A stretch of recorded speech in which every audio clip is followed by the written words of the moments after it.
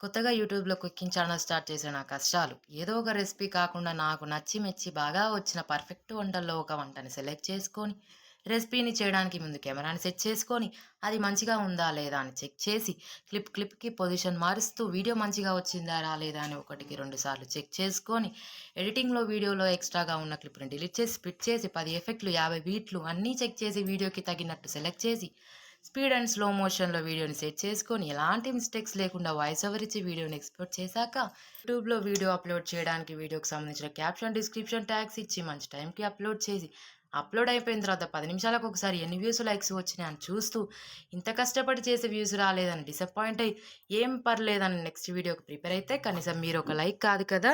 కనీసం వీడియో కూడా మొత్తం చూడరు. ఇంత చెప్పిన తర్వాత కూడా లైక్ చేయరా చెప్పండి? ఇదంతా ఏమో గానీ మీరైతే లవ్వ లడ్డులు ట్రై చేయండి. చాలా మంచిగొచ్చినాయి. మీకు కూడా ఖచ్చితంగా నచ్చుతుంది. బాయ్.